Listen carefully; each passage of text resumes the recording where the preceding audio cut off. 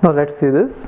This is the matrix given, A equal to this matrix, and we are supposed to find out characteristic roots and characteristic vectors, nothing but eigenroots and eigenvectors. Okay, so first of all we have to find out the eigenvalues. How can we find out the eigenvalues? Find out the characteristic equation, equate it to 0, and then find out the values of lambda, right? So what is the characteristic equation? A minus lambda equal to 0. It is nothing but take the matrix as it is, and from the principal diagonal elements we are supposed to subtract the lambda values. Okay, lambda, lambda and lambda just in the principal diagonal elements. Now there are two ways. If you can directly find out the directly simplify it, do it. Otherwise, if you want to apply some transformations on that and then finding out the determinant is easy. If you want to go in that way, you can go in that way as well, right? So what is that I'm trying to say? Simple. Either if you can directly find out the determinant of it by expanding the determinant across a row or a column, you do it directly.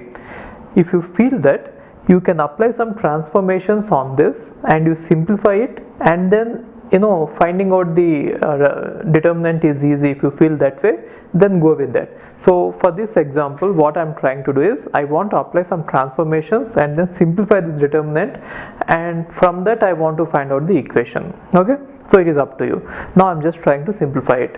So what is it? See this here. Now I'm just feeling that if I add minus 2 to plus 2, it is going to be 0, isn't it? That is why I'm going to replace the column 3 with C2 plus C3. Then I'm going to get 0 here, and then the remaining things are same. And luckily what we got is 2 minus lambda and 2 minus lambda. So in this entire column we can pull out 2 minus lambda. You know that rule, right? Therefore I'm pulling out 2 minus lambda as common. Yes, 2 minus lambda is outside. Then what is remaining here? 1 and 1. And now I want to make one of them as zeros using the other one. It is simple, right? So that is why I'm just writing replacing R2 with R2 minus R3, so that this particular value will become 0. Okay, now I got this one. So if you observe this, it is very easy to see that most of the items of this column, the third column, are zeros. Therefore you can directly find out the determinant by expanding it across the third column, so which will finally come down to just finding out the determinant of these 4 values. Okay, so I have found it out. Then after simplifying it, we got this 2 minus lambda, lambda minus 2, lambda minus 8 equal to 0. Therefore if this entire equation, if this entire expression has to be 0, either lambda has to be 2 or lambda has to be 8. So the eigenvalues or the characteristic roots for this particular matrix is going to be 2, 2 and 8.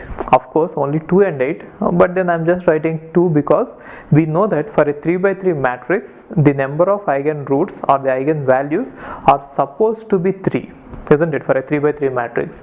But then if I just show you 2 and 8, you might ask me where is the other root. So 2 is actually repeated 2 times.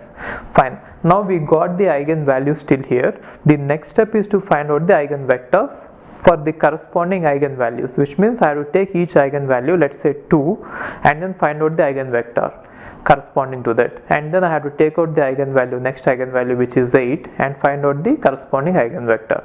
I'll do that now. Okay, fine. Now let's try to find out the set of eigenvectors corresponding to the eigenvalue lambda equal to 8. So we found out that for this matrix A, the eigenvalues are one is 2 and other is 8. Now let's try to find out the set of eigenvectors corresponding to the eigenvalue 8. Why am I saying set of eigenvectors? Because sometimes it is possible that there can be more than one vector for a particular eigenvalue. Okay, so when is it possible? I'll just show you here. See this. Now in order to find out, this is the procedure to find out the eigenvectors for the eigenvalue 8. So whenever you want to find out the eigenvectors, we have to write like this: a minus lambda I into x equal to 0, right? And in place of lambda you substitute the eigenvalue, so which is 8, and then in place of x, so what is x here? X is the eigenvector, right? So x1, x2, x3, if you remember, x1, x2, x3 we are going to replace it later because it is a 3 by 3 matrix. In case if it is a 4 by 4 matrix, we are going to replace it with 4 by 1 matrix. So this is what we are supposed to find out, the vector x. right? So in order to find out the vector x, I'm just using this as the quotient matrix, and now it will just resolve to the system of linear equations, right? So system of linear homogeneous equations. Now I'm just substituting a minus 8 lambda. So we know that a minus 8i, not lambda. In place of lambda, we are already substituting 8. Okay, so from all the principal diagonal elements, we are subtracting 8 here, 8 here, 8 here. We subtracted it, right?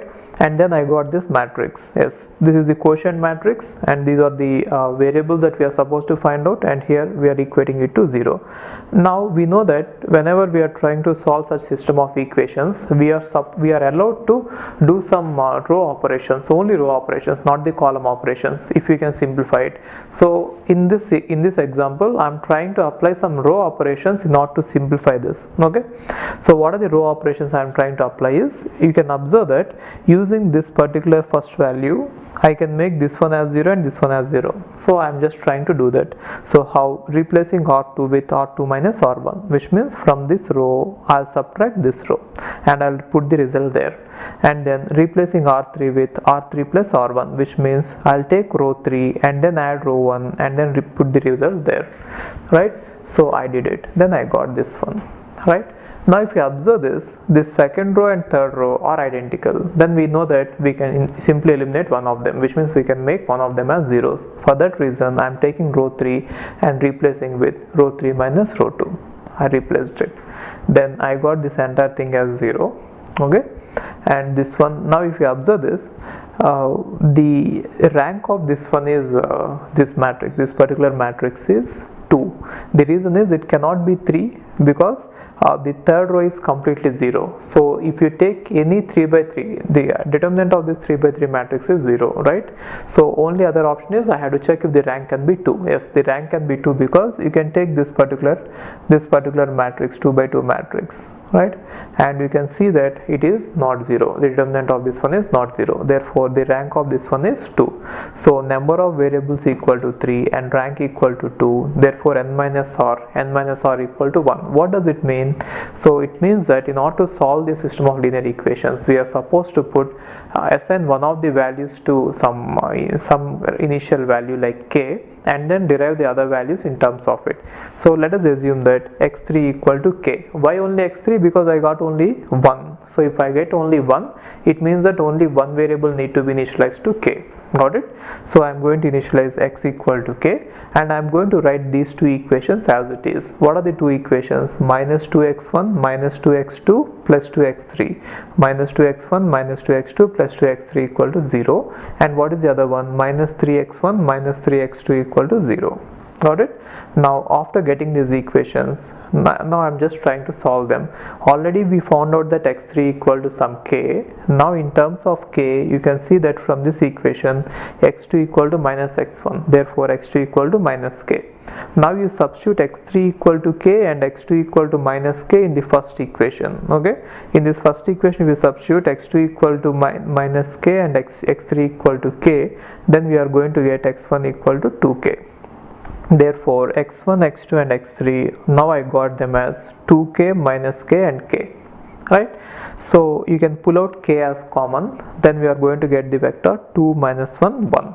Therefore this set of vectors, the set of all these vectors are going to be the eigenvectors for the eigenvalue 8. So the eigenvalue 8 is having the set of eigenvectors all this. So where are all this? It is only one, right?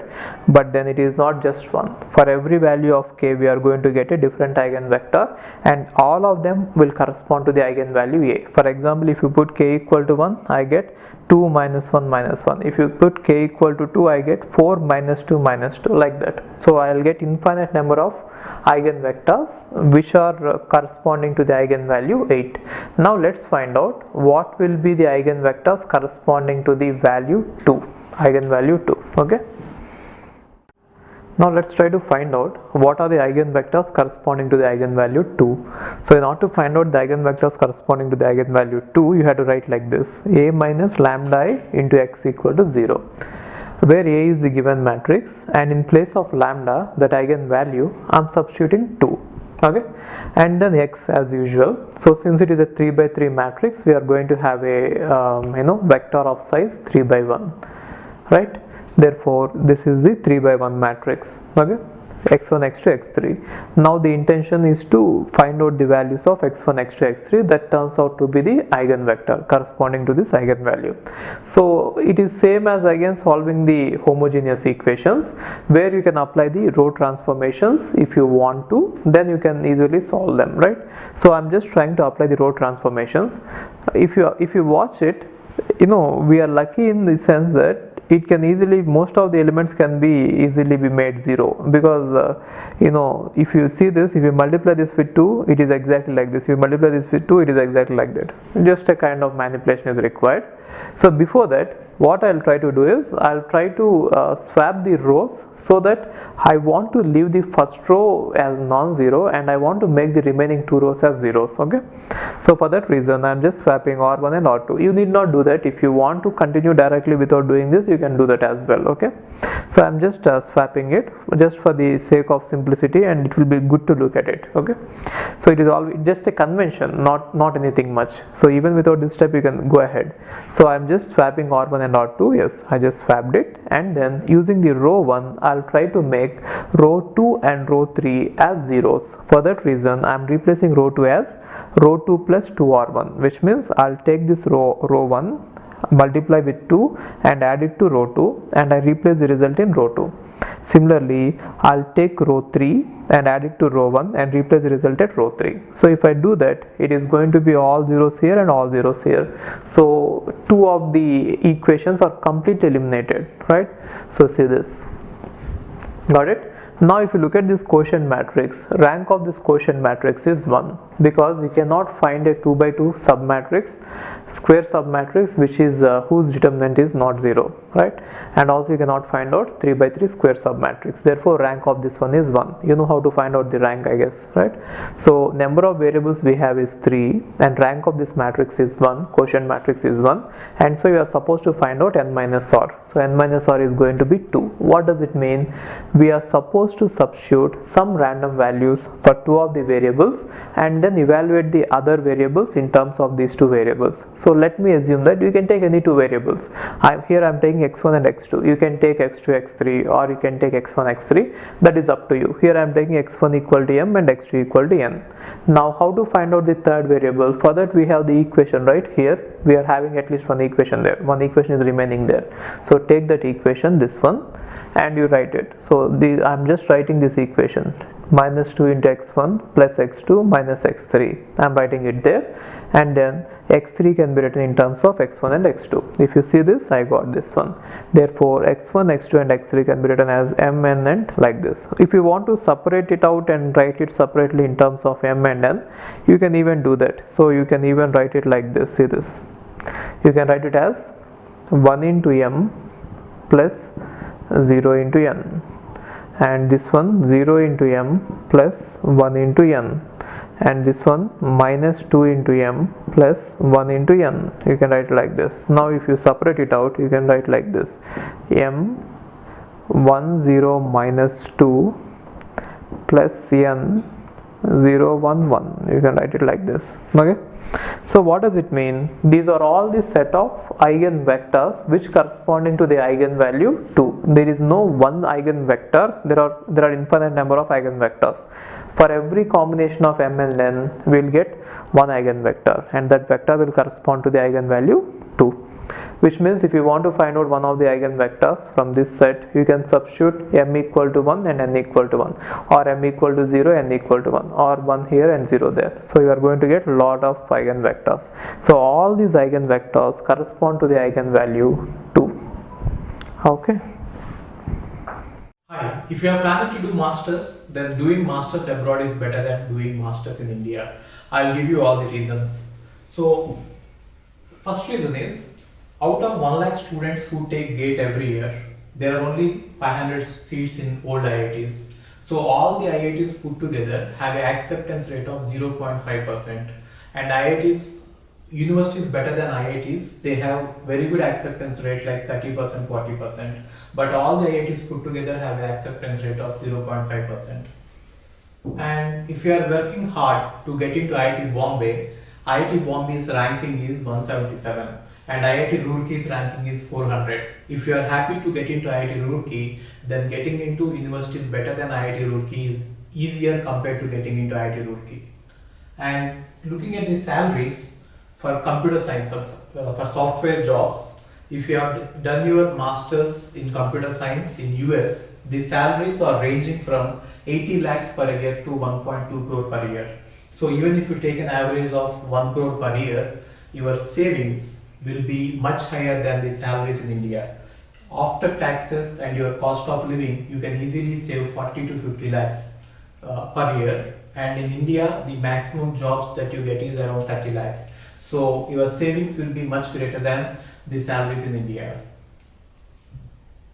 And these are all the services that we provide. University shortlisting. So depending on your profile, we will shortlist what are the universities that you have to apply, and statement of purpose building, and then LOR guidance, and GRE and English test assistance, and education loan assistance. So you don't have to have any collateral, which means without any security, now you can get education loan. Getting education loan is very simple these days, and whatever the amount of fee that you have a range of universities. You can apply for 10 lakh universities, 20 lakh universities, or 50 lakh universities. But whatever it is, you are going to get complete education loan, and you can pay off your education loan in 1 year after you get a job.